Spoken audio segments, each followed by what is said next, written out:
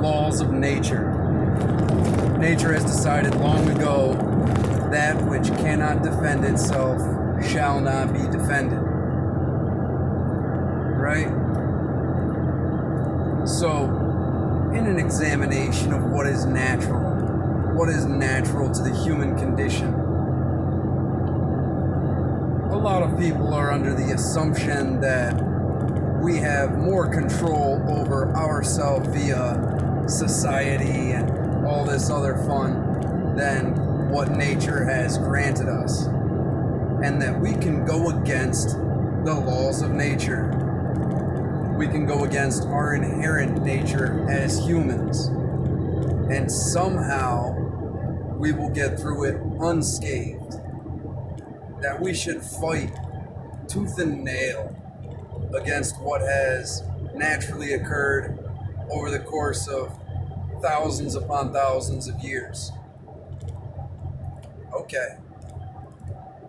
So, communism is getting pretty popular in the United States, right? Socialism is the step in between capitalism and communism. And we are already a socialist nation in a large way. Crony capitalistic socialist, I think, would be how to describe the current state of America. And now, let's just say welfare and government assistance are a political bribe, right? The republic will only last until its representatives realize they can bribe the people with their own money. And that's been going on for a little while now, and nobody has adamantly stood up against it. And now this is a direct conflict with our nature. Nowhere in a natural environment do you see creatures thriving without putting forth the effort. If you don't hunt, you don't look for food, you don't eat. If you're not resourceful, if you're not capable, you die. You are unable to reproduce. You have failed.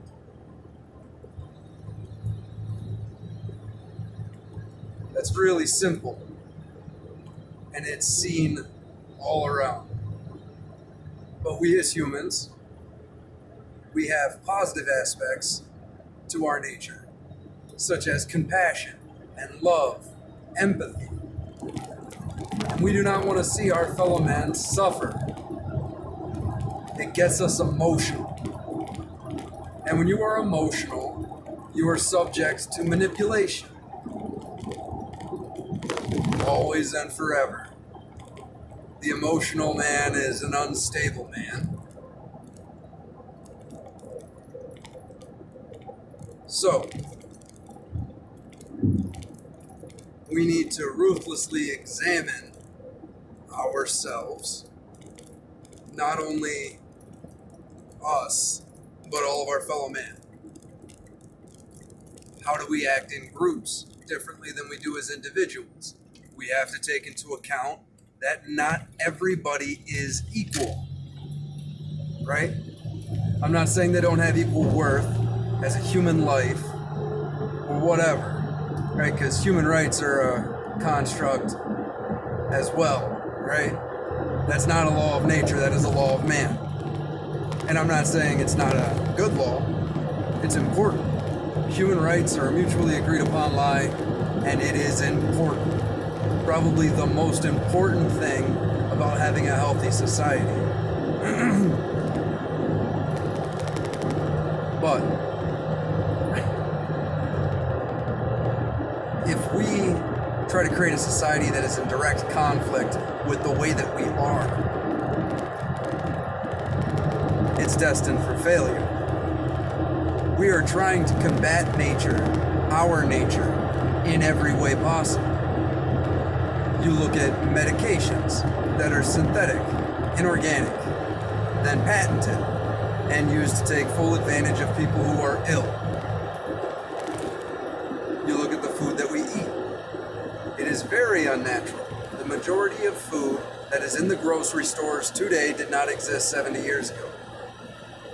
And then we wonder why so many diseases are on the rise. Dis-ease, right? There is a lack of ease in our bodies. It's almost like the preservatives in the food prevent it from breaking down. And then it's almost like our digestive systems are designed to break down food. Weird. So we eat food that's designed to not break down, even though that is the whole purpose of us eating it. Right. And that's not to get started on high fructose corn syrup, the high rate of diabetes, right? The record low levels of testosterone. But let's get back to the social level,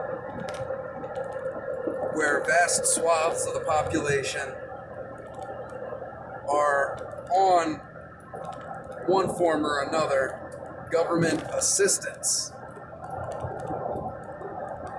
Now, when you bring value to the table, when you contribute heavily to society, the government works for you.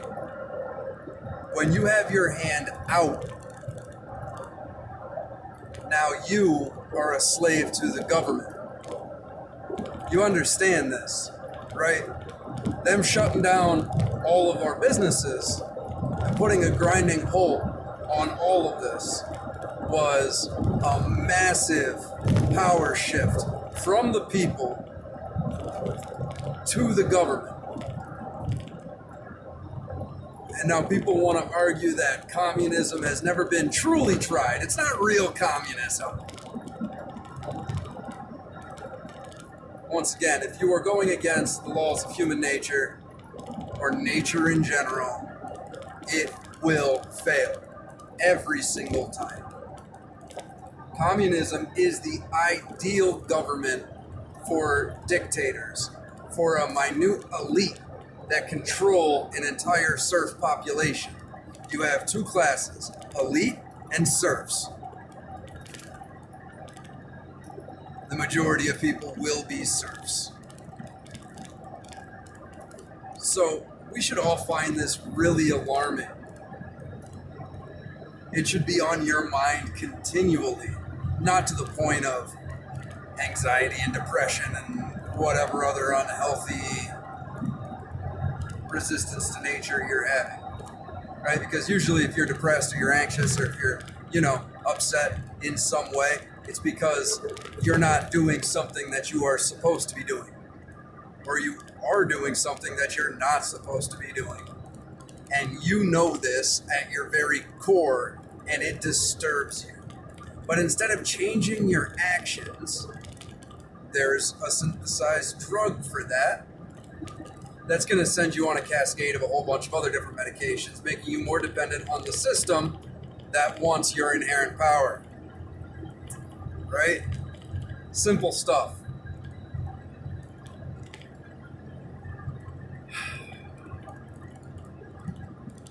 They want you to be weak. That's all there is to it. So when you start feeding into this Marxist ideology, this socialistic utopia, they know what's best for us, and we just need to bow down and kiss the ring, and everything will be okay. When you trade your liberty for security, you deserve neither. I think that's Benjamin Franklin. Now,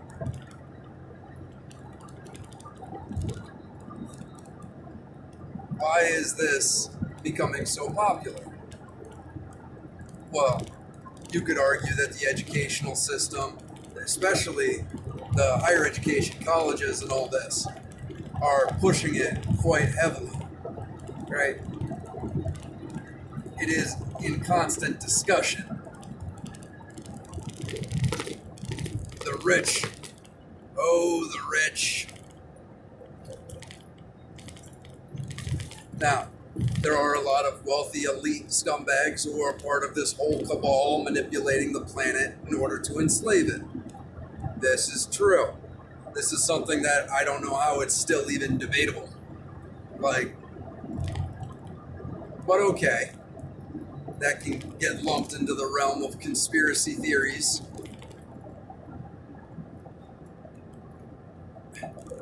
So let's look at the Soviet Union. You got mass starvation, mass imprisonment, genocide, and ultimately failed. You got North Korea. You don't want to live in North Korea. Massive starvation, terrible conditions, no freedoms, no rights, same thing in the Soviet Union, right? Cuba, Cubans are loving it. That's why so many people from Florida, they get makeshift rafts and they make their way to Cuba for liberation and freedom. That's what they want. They want to flee a capitalistic society and flee to a communistic one. That's it.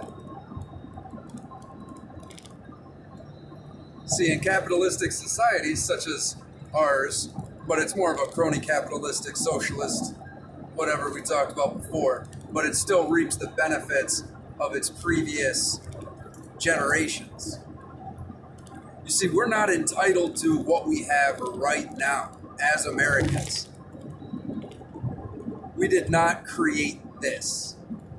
We were born into it, or you immigrated here to it. You get to partake in this wonderful, wonderful society. Now, it is, of course, built on a lot of bloodshed and tyranny and blah, blah, blah, right? And I'm not talking about slaves and killing Native Americans. All right, there were always slaves all over the fucking world. You want to get uppity about it, go fuck yourself. I don't know what to tell you. That sucks. That's shitty. Me, I didn't do anything with that. I'm half Mexican. Go bark up another tree, because that's ridiculous. All in all. Yeah, get over it. I don't know what to tell you, because that's the only thing that's going to help you move forward. Maybe stop being a slave right now. Stop being dependent on the government. Stop being dependent on all of this fun. Oh, corporations are racist. Start your own corporations. Just saying. It's doable. There's lots of successful black people, and just because their ancestors were slaves. Now the Native Americans, yeah, that's wasted. There was never a piece of property that wasn't fought over, right? People have been fighting wars all the time. Now it was all done slippery with them and everything else, but they didn't understand the concept of owning land. If they understood that and they marked everything out and they got all of the appropriate documents signed in actual agreement back when they had some room to argue, that's what should have been done. But what are you going to do? They got wiped as well. But that's what happens when people with superior military force meet people of inferior military force. They take it over all the time. That's just what it is. Again, get over it. I don't know. There were plenty of poor, dumb Irish bastards brought over here, and they had to enlist in the Civil War in order to feed their families, right? Get over it. And get over your chronic alcoholism, too. I don't know. Same thing with the Native Americans. Everybody just stop being whatever. Not to go off on a huge tangent about that. Understand your nature. Understand your weaknesses, understand your strengths, and utilize them in accordance. Right? Find other individuals that are compatible with you, their strengths to your weaknesses, their weaknesses to your strengths. Build something. Create. Because if you don't hunt, you don't eat. And that is the trap. They want you to be subsistent on them, to require them to dish out whatever they tell you you can get. You're giving away your power. You're giving away your freedom. And that's basically everybody who's just been sitting on their ass this whole time, right? Because you don't understand the fundamental principles of what made this nation great and why we need to have a radical rethinking of how things are done, how things go, and a much better understanding of the overall world, and especially human nature. Because we do have the capacity to create a paradise on earth, but it is not going to happen from a Marxist communist revolution. It is going to happen by individuals maximizing their efforts. It is going to happen by rooting out corruption, where the law stands equal for everyone, where you have concrete, inalienable rights as an individual for the pursuit of liberty, for the pursuit of freedom. You need to be able to pursue happiness, right? There's a whole document about it. I don't know if you checked it out, but it's actually a really, really great piece that was put together by some very brilliant people. And it did create one of the greatest nations in the history of the world. At least for this time. We will see as we approach our 250th, I think we're at 245 right now, 250 years, the average age of an empire, without a radical change. America is still going to be here, but is it still going to be America in its founding principles? This nation was designed to thrive. But the way that we've gone about it is completely wasted. We've taken the Roman idea of conquering foreign regions and using slave labor as a driving force of the economy, which is what we arguably do by exploiting the third world continuously. Right, the CIA and all this other place, and then making deals with China, who uses slave labor. Right, we're exploiting communism, and they shouldn't even be allowed to be in open trade with the rest of the world because they don't follow the same rules and they don't have human rights. Right? If that's unfair. If you can have 12-year-olds making all your shit, working 12 hours a day every day, and you have a billion people that you can just oppress the shit out of, you shouldn't be allowed to compete with other nations that, pay a living wage and provide decent life for its people. Now,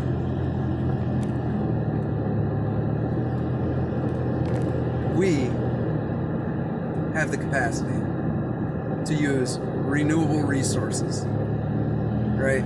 In manufacturing, in fuel. What problems do we not have the technological ability to solve? And then, with automation and all of this other fun, we create an access while being self-sustaining. Then you have the 15-hour work weeks. Then you have you can kick back and there's still plenty for you. Not at the exploitation of the third world. When you are a self-sustained unit, when America as a whole functions like a well-oiled machine, and it has the capacity to do so. Once you do the work, then you can eat. You don't eat while forcing other people to do your work while espousing how great your virtue is. You eat on your own terms. And right now, this is not on our own terms.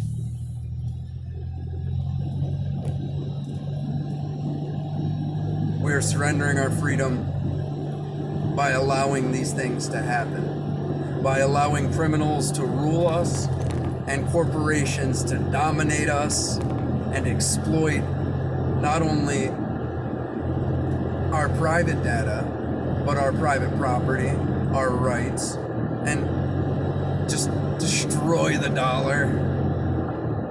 That's good. We're on our way to serfdom if things don't change. And that is the law of nature. If you do not protect yourself, you shall not be protected. So, let's do a little bit more self-examining in the whole process of understanding reality, understanding how things work. You need to have power, you need to have capability, otherwise you only have what you're given. In capitalism, you eat yourself to death. In communism, you starve to death. We have more in common with each other than those that want us to fight. Best of luck. Think about these things deeply.